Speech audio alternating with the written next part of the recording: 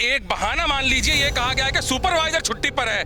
क्या एक सुपरवाइजर हजारों गाय के ऊपर है? क्या एक सुपरवाइजर हजारों गाय का ध्यान रखेगा? क्या एक सुपरवाइजर सभी गायों का अंतिम संस्कार करेगा? अगर वो सुपरवाइजर 10 दिन नहीं आया, क्या ये सनातन धर्म की ऐसे दुर्दशा होती रहेगी? सुशील भाई, मैंने कहा कि उस चीज़ से हम संतुष्ट नहीं हैं, क्योंकि अगर सुपरवाइजर है, सुपरवाइजर को या गौ सेवकों को ही काम करना होता तो फिर कमेटी की आवश्यकता नहीं होती। निश्चित तौर पे जो दृश्य यहाँ का है वह दृश्य मन को पीड़ा देने वाला दृश्य है। आपके पैर में उसी माँ की हड्डियां हो, आपके कदमों के तले उसी माँ की हड्डियां हो, क्या बीतेगी आप पर, या क्या बीतेगी इन गोरक्षक पर, या क्या बीतेगी इन आदमी पर? गौ माता के लिए सिर्फ गौ माता नहीं है, हम इसे माता इसलिए वैसी नहीं कहते, वाकई में ये माँ है हमारी, हम बर्दाश्त नहीं करेंगे। लेकिन अगर कोई दुर्व्यवस्था है उस व्यवस्था में सुधार चाहिए ही चाहिए। गौशाला में हो रही है मृत गायों की दुर्दशा। गौरक्षा समिति ने दुर्दशा देख किया गौशाला पर प्रदर्शन। हंगामे की सूचना पर मौके पर पहुंची देहात पुलिस। गौशाला समिति सदस्यों ने बहानेबाजी कर मामला रफा दफा करने का किया प्रयास। चरोठी रोड पर हजारों गाय गौशाला में रहती है और किस तरह से उनका रखरखाव किया जाता है, अगर उनकी मौत हो जाती है तो किस तरह से उनको दफनाया जाता है, ये आज तस्वीरों में हम आपको दिखाएंगे। और जिनका विरोध कर रही है गौ सेवा समिति, दिखाइए दीपांशु, किस तरह से यहाँ पर इनका अंतिम संस्कार किया जाता है। ये अंतिम संस्कार गौशाला कर रही है। गौशाला के नाम पर यहाँ जो जितनी भी गाय रहती हैं उनका अंतिम संस्कार ये किस तरह से पानी में पड़ी हैं, पानी में पड़ी है। न जाने कितने दिन से ये 2 गाय पानी में पड़ी हैं और एक गाय किस तरह से यहाँ पर देख सकते हैं उसकी गर्दन किस तरह से मुड़ी हुई है, किस तरह से उसके ऊपर मिट्टी डालने का प्रयास किया गया है। और छोटा सा बछड़ा, ये छोटा सा बछड़ा जेसीबी से उठाकर दफनाया जा रहा है। अभी बड़ी चेतावनी दी थी बांग्लादेश को, सुधीर चोटी ने बड़ी चेतावनी देके आए हैं कि हिंदू पर अत्याचार होगा तो वो सहन नहीं किया जाएगा, उसको चेतावनी देते हुए जवाब दिया जाएगा। मगर अभी इसी चीज को, इसी दुर्दशा को गौ माता की किस तरह से देखते हैं सुधीर चौधरी जानेंगे। सर, बहुत ज्यादा दुर्दशा हो रही है यहाँ पर, अभी चेतावनी दी आपने बांग्लादेश को, किस तरह की चेतावनी दी जाएगी इस दुर्दशा पर आपके द्वारा? देखिए, सनातन की मुख्य धारा 3 है, गौ, गंगा, गीता, और तीनों चीज़ों से विश्व हिंदू परिषद कोई समझौता नहीं करेगा।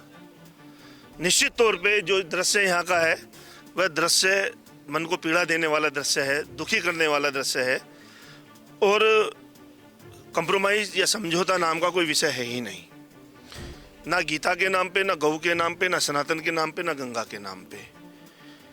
क्योंकि आज यहाँ कमेटी भी पूरी नहीं है, कुछ 2 या 3 लोग यहाँ उपस्थित हैं जिन्होंने अपना एक कारण बताया है कि ये दशा किस कारण से हुई, लेकिन उसमें सवाल फिर भी खड़े होते हैं कि क्या वह चीजें रोकी नहीं जा सकती थी? दशा की बात या एक बहाना मान लीजिए ये कहा गया है कि सुपरवाइजर छुट्टी पर है।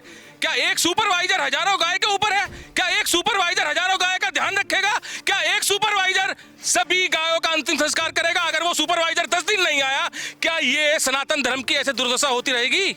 सुशील भाई, मैंने कहा कि उस चीज से हम संतुष्ट नहीं हैं, क्योंकि अगर सुपरवाइजर है, सुपरवाइजर को या गौ सेवकों को ही काम करना होता तो फिर कमेटी की आवश्यकता नहीं होती।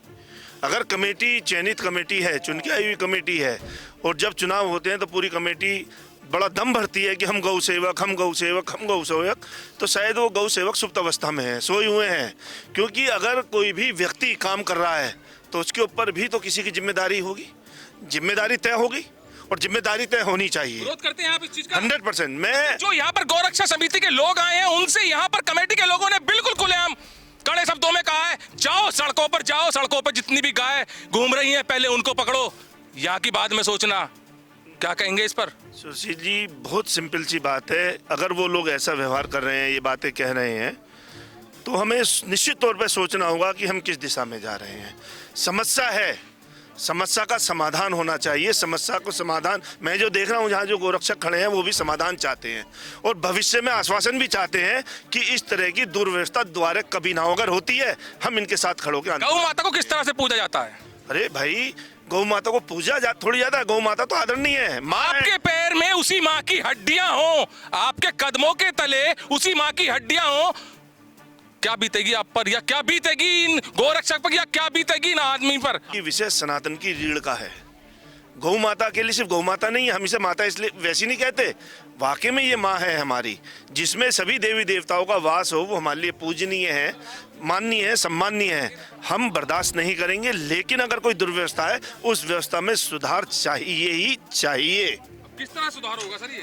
अब देखिए, आप ये मानेंगे, सोसाइटी है, सोसाइटी के साथ बैठना पड़ेगा। अभी जैसे यहाँ सिर्फ सचिन जी खड़े हैं, शरद जी खड़े हैं, या विजन जी कपड़े वाले खड़े हैं, 3 लोग यहाँ खड़े हैं समिति के नाम से। तुम्हें कर लो। नहीं, जो करने पर अगर हम लोग आएंगे, अगर वो लोग ऐसा कह रहे हैं, अगर करने पर वो आएंगे तो उन्हें भी पता है कि क्या क्या हो सकता है। योगी की सरकार में गोवंश के ऊपर क्या क्या बाबा कर सकते हैं, वो बाबा हैं। लेकिन हमें पहले बैठ के समिति के साथ बैठ के बात करनी पड़ेगी कि भाई आगे की योजना बताओ, आगे की व्यवस्था बताओ, क्योंकि तो पानी कल को भी भरेंगे, कल को भी निकलेगा, तो क्या गोमाता फिर सड़क पाएंगी? दोष दिया जा रहा है। नहीं, डीएम साहब को दोष दे रहा है, लेटर दो ना, मैं तो मांगा लेटर दो आप हमें। आपको भी लेटर? नहीं, अभी लेटर मुझे नहीं मिला, वो कह रहे हैं कि मिल जाएगा लेटर। अगर डीएम साहब, तो देखो, अगर डीएम साहब इन्वॉल्व है वो व्यवस्था संभालने में बिल्कुल तौर पर, क्योंकि आप लोगों को वो डीएम मिला हुआ है जो सभी व्यवस्थाओं में आगे बढ़ के कार्य कर रहा है। यहाँ चूक हमसे हुई है। किस तरह की धमकी दी? मुझसे ये कहा गया कि पहले रोड पे पहले इन गाय को जितनी भी रोड पे इन्हें पकड़ो और यहाँ की व्यवस्था बाद में देखना, और अगर इतने बड़े गोरक्षक हो तो हमें जेल भेज देना और हमें गोली लगवा देना। और हमें कह रहे हैं कि तुम गुंडे हो, तुम तो पैसा खाते हो, ये बोल रहे हैं हमारे लिए। जब गौ माता कह रहे हैं, खुद कर रहे हैं, लेकिन दोष हमारे पर लगा रहे हैं। जी सर, क्या कहेंगे इस पर? गलत शब्दों का चयन है, निश्चित तौर पे गलत शब्द चुने गए हैं। गोली मार देना, पैसे खाना, आरोप लगाना बहुत सरल है। ये तो अगर ये लोग नहीं आते तो शायद ये विशाल समाज के सामने भी नहीं आ पाता। तो अगर इन्होंने कहा है तो इन्हें इनसे माफ़ी मांगनी चाहिए, क्योंकि संगठन विश्व हिंदू परिषद हिंदू ये बर्दाश्त नहीं करेगा, बिल्कुल नहीं करेंगे हम बर्दाश्त। कार्यकर्ता है, गौ माता है, पूर्ति हो रही है, देख सकते हैं खाना पूर्ति। सचिन जी, एक विषय मैं आपसे कह सकता हूँ, और आप यकीन मानिएगा, आप मुझे जानते भी हैं, मेरा नेचर भी जानते हैं। समिति के साथ हम निश्चित तौर पे बैठेंगे। अब हम नहीं, चुनाव की बात ही नहीं कर रहा मैं, चुनाव इनकी अपनी निजी प्रक्रिया है, लेकिन समिति के साथ हम बैठेंगे और इस दुर्दशा पे हम निश्चित तौर पे बात करेंगे और कोई ना कोई परिणाम ला के देंगे। अगर समिति नहीं मानती है, नहीं सुनती है, तो हम लोग निश्चित तौर पे आंदोलन खड़ा करेंगे।